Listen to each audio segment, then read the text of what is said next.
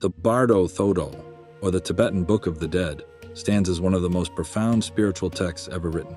It's not just a guide for the dying, but also a manual for the living, a reminder of how impermanent and interconnected life and death truly are. But what does it teach? And how does it help us navigate the ultimate mystery of existence? Let's unravel the wisdom of this ancient text step by step, exploring the Bardos, the teachings they hold, and how they shape our understanding of life, death, and what lies beyond. When death comes, according to the Bardo Thodol, it is not the end. Instead, it's the beginning of a journey through different stages known as Bardos. The first is the Chikai Bardo, the moment of death. In this state, the soul is believed to encounter the clear light of consciousness, a pure, luminous essence that reflects the true nature of the mind. This is the ultimate opportunity for liberation. If one recognizes this light, they can achieve enlightenment and break free from the cycle of rebirth, known as samsara. But here's the catch. For most, this recognition doesn't come easily. The attachment to life, fear of the unknown, and a lack of spiritual preparation often cloud the mind. The text emphasizes that spiritual practice during life is essential to prepare for this moment. The Chikai Bardo challenges us to reflect on our lives. How often do we pause to consider our own mortality? Are we prepared to let go of everything we've known when the time comes? The Tibetan Book of the Dead teaches that the way we live directly influences the way we die. Those who cultivate mindfulness, compassion, and an understanding of the mind's nature have a better chance of recognizing the clear light. Meditation. Regular meditation helps quiet the mind, making it easier to recognize the true nature of reality. Compassion. Practicing compassion reduces attachment to ego and self-centeredness, allowing for a smoother transition during death. Mindfulness. Being present in life trains the mind to remain calm and aware, even in the face of death. If the soul fails to recognize the clear light in the Chikai Bardo, it enters the Chonyid Bardo, often referred to as the Bardo of visions. Here the soul encounters vivid and often unsettling experiences. This stage is marked by the appearance of the peaceful and wrathful deities, which are manifestations of the mind itself. These visions can be terrifying or awe-inspiring, depending on one's mental state. However, the text reminds us that these deities are not external beings. They are projections of our own consciousness. The key to navigating the Chonyid Bardo is understanding that everything experienced is a reflection of the mind.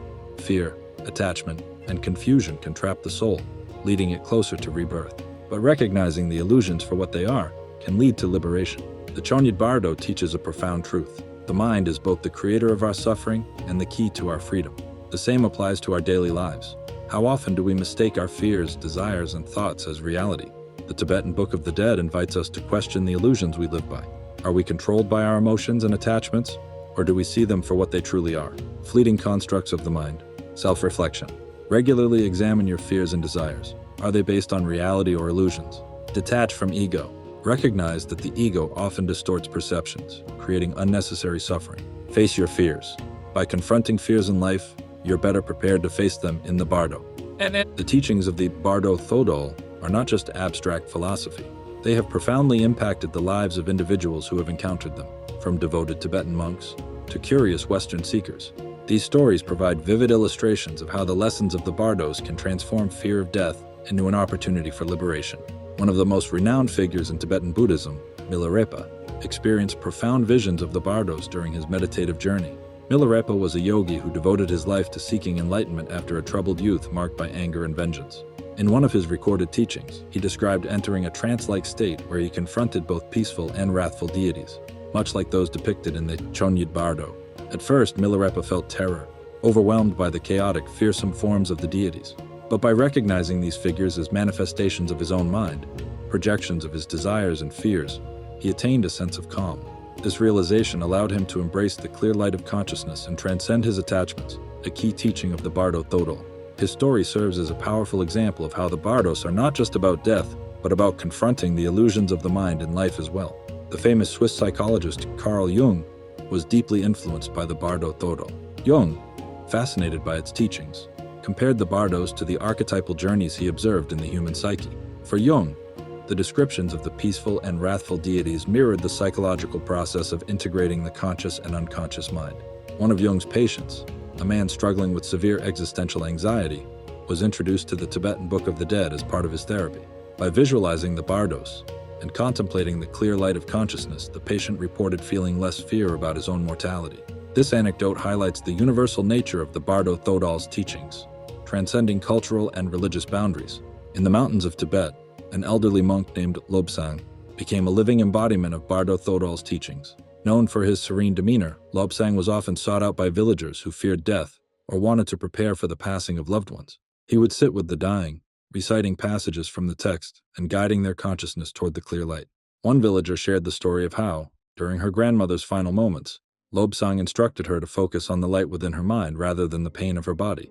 After her passing, the family claimed to have felt an inexplicable peace, as though the grandmother's spirit had been liberated from fear. Lobsang's role as a spiritual guide exemplifies the compassionate application of the Bardo Thodol. The final stage is the Sidpa Bardo, or the Bardo of rebirth. At this point, the soul is drawn toward reincarnation, guided by its karma and unresolved desires.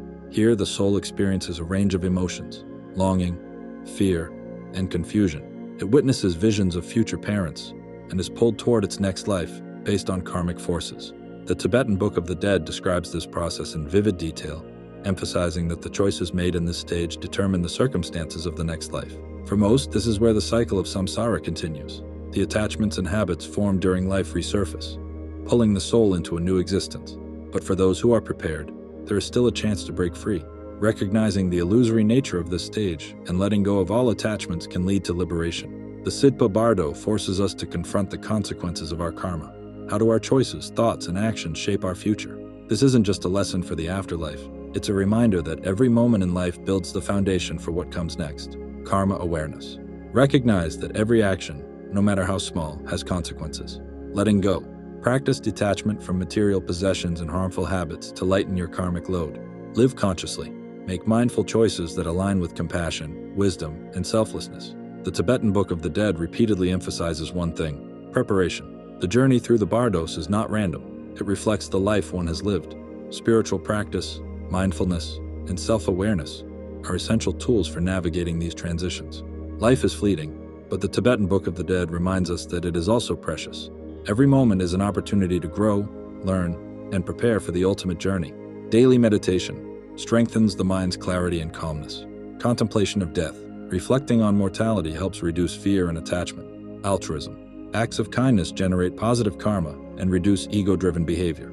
In recent years, the Bardo Thodol has found its way into the lives of Western practitioners seeking a deeper understanding of death. A woman named Emma, facing a terminal illness, turned to the teachings of the Bardos for solace. Emma shared her experiences in a blog, describing how meditative practices based on the Bardo Thodol helped her confront her fear of the unknown. She visualized herself moving through the Bardos, embracing the clear light of consciousness and letting go of attachments to her identity. Emma's story became an inspiration for many, demonstrating how the Tibetan Book of the Dead can provide comfort even in the modern world. Her reflections emphasized that life itself is a preparation for death, and that mindfulness and compassion are the keys to navigating both. The Bardo Thodol is more than a guide for the afterlife. It's a call to live with purpose and awareness. By understanding the Bardos, we gain insights into our own minds, our attachments, and the ways we navigate life's challenges. Whether or not one believes in reincarnation, the teachings of the Tibetan Book of the Dead hold universal truths: the importance of mindfulness, the dangers of illusions, and the power of letting go. The Tibetan Book of the Dead challenges us to live intentionally, knowing that each moment shapes our journey, not just in this life, but beyond. It invites us to reflect on what truly matters and to prepare for the ultimate transition with courage and clarity. In the end, life and death are not opposites. They are part of the same cycle, reminding us that every ending is also a beginning.